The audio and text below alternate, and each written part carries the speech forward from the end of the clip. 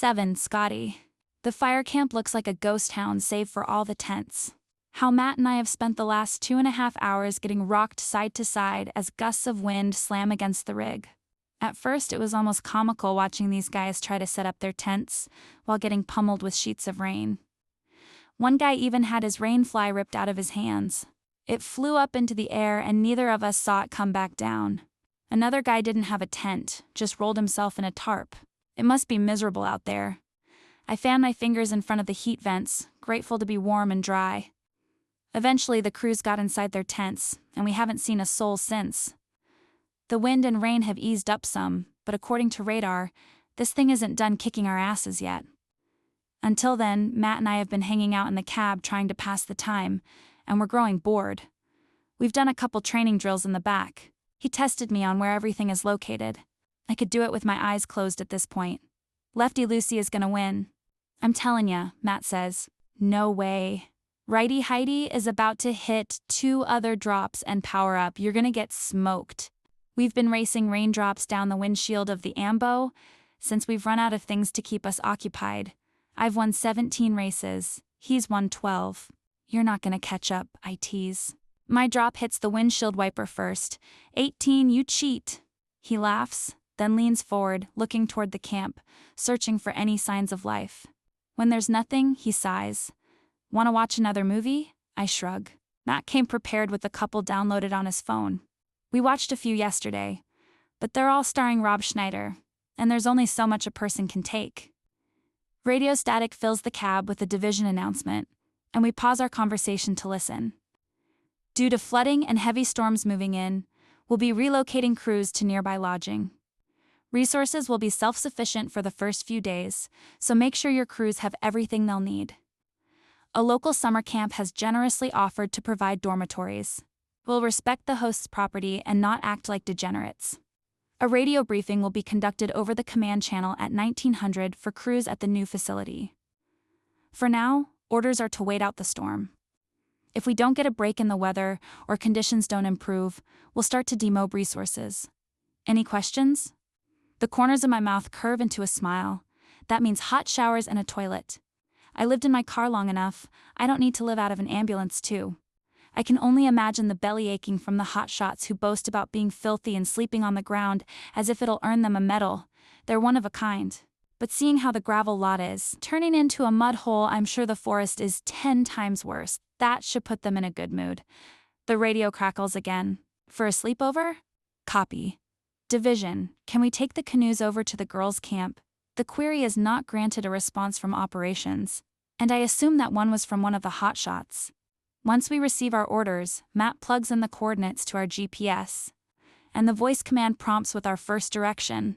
There's only one road in or out of this place. We load up, secure our gear, and strap down the gurneys to prepare for the move. The camp is alive again, disassembling tents, tarps, and loading up folding tables.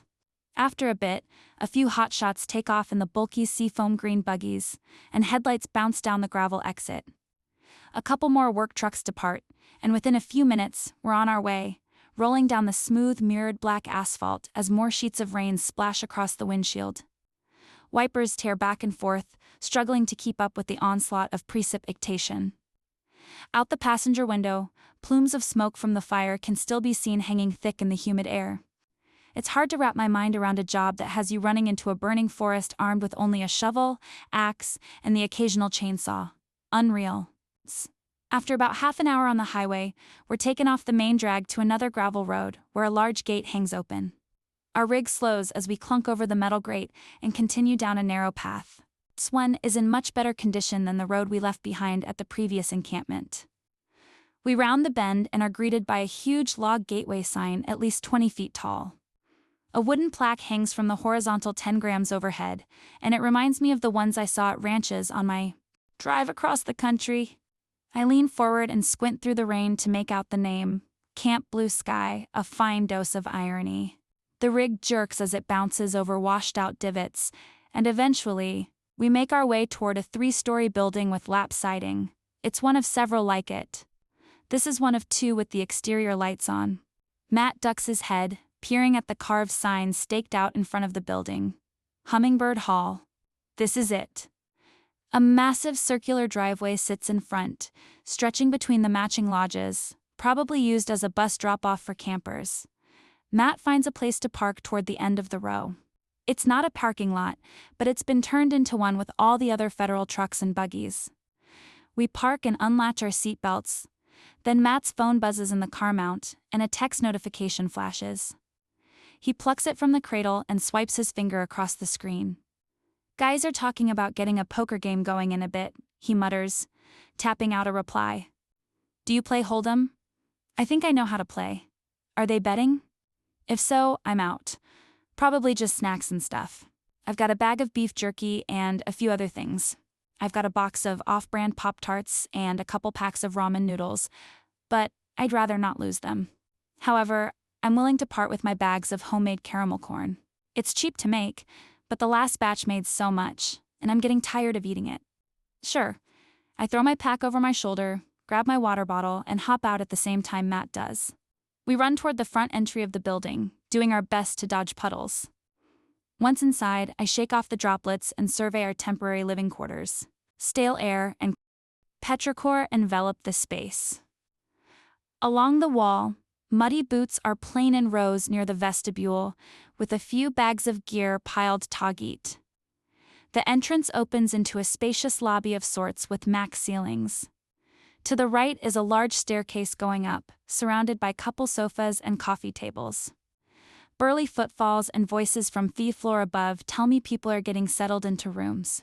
Matt heads upstairs, and I wander the main for Sinai knee. Opposite the staircase are propped open double doors, and above to the doorway is a small wood sign that reads, Mess Hall. Inside on 20 circular tables have chairs flipped upside down on the surface. My footsteps echo as I continue down the hall. On the left are the bathrooms. On the right is a large interior shop window that sees to look into some gift shop or canteen. A child-sized mannequin ease behind the glass, modeling a sweatshirt and bandana with cam blue sky embroidery. A couple rustic wooden crates sit neat, displaying other memorabilia and trinkets. There are no religious undertones. It's just summer camp. Around the hallway corner are a few more doors. One looks to be the entrance to the kitchen. I peek inside the lit room, observing the stainless steel counters and commercial cooking equipment. A few silver tables sit in the center of the room for food prep. On top are brown cardboard boxes, polka-dotted with dark spots from raindrops after being transported. I recognize them as boxes of food from the staging camp, likely provided by whichever catering company offered the lowest bid to the federal government. My stomach growls, and I exit through the doorway, rounding the last section of the horseshoe-shaped hallway and heading up the stairs. Matt calls my name from the landing above, startling me. Sorry, didn't mean to scare you. I saved you a room at the end of the hall. Might want to put your stuff in there before someone else tries to steal it. I nod and hoist my backpack higher on my shoulder. Thanks. At the top of the stairs is a loft-style seating area and 2 hallways shoot off, following a similar U-shaped blueprint from the main floor. We're up one more. The top floor is identical to the other. It appears most rooms contain 3 sets of bunk beds. Matt points to a door at the end of the hall right across from the bathroom. That one's yours. We'll be next door. Awesome. Thanks for snagging it. I'm not sure if Matt has anybody else sharing a room with him, but I assume I'll have my own space. Not because I'm a woman, but because I'm not a hotshot. Get the impression we're sequestered toward the end here, which makes sense. We're here for a training technicality, and so far I haven't treated so much as a blister.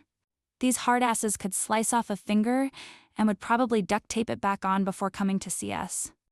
Unlike some of the other rooms I saw, mine has 2 bunk beds and 1 single. I drop my bag onto the single bed and flop down on one of the lower bunk cots. I sigh, closing my eyes and thanking the universe for where I am.